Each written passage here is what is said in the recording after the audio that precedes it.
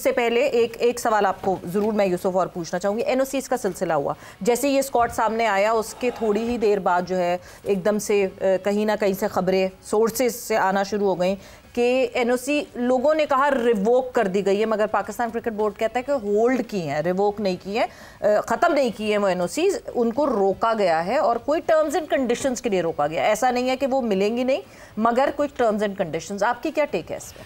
मेरी ये टेक है इस पे कि जो आपका सीजन आ रहा है ना, first class high standard first class cricket का, बिल्कुल वो खेलनी चाहिए सबको। अगर वो खेलेंगे तो आपको देखें कितना फ़ायदा होगा। लीग क्रिकेट तो होती रहती है, फिर खेल लेंगे, सीज़न ख़त्म हो जाएगा, फिर जाकर खेल लें और वर्ल्ड कप के बाद आप खेल लें। लेकिन जो अभी फर्स्ट क्लास सीज़न है ना, देखिए अभी आपकी टीम में कितनी चीज़ें नज़र आ रही थी, सब लोग बोल रहे थे हर जगह पर कि इनमें ये प्रॉब्लम है वो प्रॉब्लम है, तो कैसे सही होंगी? उस वक्त सही होंगी जब आप फर्स्ट क्लास खेलेंगे, हाई स्टैंडर्ड फर्स्ट क्लास खेलेंगे। अगर आप मेरा मकसद लीग खेलने चले जाएंगे तो फिर वो जो चीज़ें ठीक होने वाली वो आपको टाइम नहीं मिलेगा। तो मेरा ख्याल है अगर क्रिकेट बोर्ड ने जो भी किया अभी तक, अगर इसको देख सकते हैं देख लें। अगर फर्स्ट क्लास खेल लड़कों की एक अजीब सी पोजीशन नहीं हो जाती यूसुफ इसमें? अगर हम प्लेयर्स पॉइंट ऑफ व्यू से बात करें, मैंने आपके साथ कॉन्ट्रैक्ट साइन कर लिया, अब कॉन्ट्रैक्ट साइन करने के बाद मैं कहती हूँ सॉरी जी मैं अवेलेबल ही नहीं हूँ। हाँ, नेशनल ड्यूटी का एक क्लॉज होता है, मगर डोमेस्टिक का तो पहले से पता होता है। अब 2 हफ्ते अगर डोमेस्टिक लेट हो रही है तो ये लड़कों का कसूर तो नहीं है? नहीं, डोमेस्टिक क्रिकेट भी नेशनल ड्यूटी है। हाँ। क्योंकि इधर से ही आपने सीख के आगे आना है। ये क्रिकेट खेलेंगे तो आप में बेहतरी आनी है। आप 8वें 9वें नंबर पर हैं, हम कैसे इस क्रिकेट को छोड़ सकते हैं अपनी फर्स्ट क्लास? या तो आप नंबर 1 हो, हाँ। तो फिर तो भाई जो मर्जी करें, कोई बीच का रास्ता कोई ढूंढ लें कि अगर चले 9 मैचेस खेल लें एक टीम ने, 8 मैचेस खेल लें तो वो 5 खेल लें, 3 खेल लें, शायद इस तरह उसको बैलेंस आउट किया जा सकता है। देखिए ये एक तो ये है कि जैसे ये अभी टीम का जिक्र हो रहा है ना, दलेरी से टीम बनानी चाहिए। जैसे नकवी साहब का स्टांस भारत के साथ है ना, ये डर डर के क्रिकेट नहीं खेलनी चाहिए, यूएई से निकल आएं। अगर मुल्क में क्रिकेट हो रही है ना तो यूएई वाली पिचेस छोड़ दें, उसने बड़ा नुकसान पहुंचाया पाकिस्तान को। और जहाँ तक ये ताल्लुक है एनओसी का है, ये जारी करने के बाद कोई चीज़ होल्ड कैसे की जा सकती है? वो आपने मुझे एक कागज़ दे दिया है, वो आप वापस लेंगे। ये जो ब्यूरोक्रेट बैठे हुए हैं ना, उनका यही काम है, वो लोगों को अल्फाज की गोरख धंधे में उलझाते हैं। हाँ। एक चीज़ मैंने एनओसी दे दी यूसुफ साहब ने मुझे, हाँ। अब मैं होल्ड कैसे कर सकता हूँ? वो तो है मेरे पास, ठीक है। तो ये जिस खिलाड़ी के बारे में आपका कोई प्लान ही नहीं है कि बाबर आजम आपकी T20 टीम में नहीं है, रिजवान आपकी T20 टीम में नहीं है, नसीम शाह को आप पाकिस्तान की टीम में कहीं खिला नहीं रहे हैं, ठीक है, और भी जो भी खिलाड़ी हैं जो आपके प्लान भी नहीं है किसी भी जगह पर, और अगर आप वो दुनिया में भी T20 लीग ना खेलें, आप उनको पाकिस्तान की टीम में ना खिलाएं, तो फिर वो कहां पर जाएंगे? कौन उनको पूछेगा? जहां तक ताल्लुक क्लैश हो रहा है उनका फर्स्ट क्लास के साथ, आप उसका भी रास्ता निकाल सकते हैं।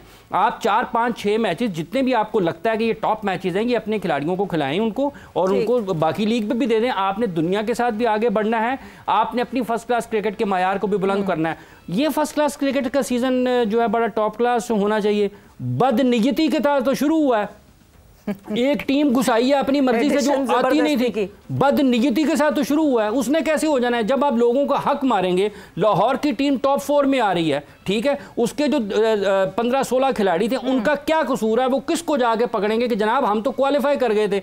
एक डायरेक्टर ने अपनी मर्जी से सब कुछ बदल दिया है। पाकिस्तान क्रिकेट बोर्ड के चेयरमैन साहब को ये देखना चाहिए कि ये जो खिलाड़ी आपके जो दुनिया में आपके ताल्लुकात दुनिया के साथ हैं, जहां पर लोग PSL में खेलने के लिए आते हैं, जिन लोगों का कोई मुस्तकबिल आप नहीं देख रहे हैं, उनको इजाजत होनी चाहिए। और ये जो बंदर बांट है, सख्त अल्फाज हैं, लेकिन जरूरत है इनकी। कायदे-ए-आज़म ट्रॉफी के हिसाब से तो बहुत जरूरी है कि बहुत डिटेल में डिस्कशन होनी चाहिए। मैं कह रहा था प्लेयर्स की ना फाइनेंशियल कंपनसेट कर दें जी, हाँ ये कर दें ताकि वो प्लेयर्स मुल्क के लिए खेले भी और उनका फाइनेंशियल लॉस भी। बट यूसुफ एक मसला और आ जाता है ना, देखिए आप जब दूसरे बोर्ड्स के साथ आपका एक अनसेड बार्टर होता है कि जो लड़के PSL में हमारे पास आ रहे होते हैं दूसरे बोर्ड से, फिर आप अगर वहां रोकेंगे अपने लड़कों को जाने से तो इवेंचुअली वो भी अनसेड तरीके से अपने लड़कों को रोकना शुरू कर देंगे। बहुत से लड़के नहीं आए, साइन करके नहीं आए इधर, कई दफा शायद कहीं ना कहीं कोई इसका कोई बीच का रास्ता निकालना जरूरी है। इरम की तरफ में इरम बहुत दूर है, अभी मैं बात देखिए बीच का रास्ता जो है ना,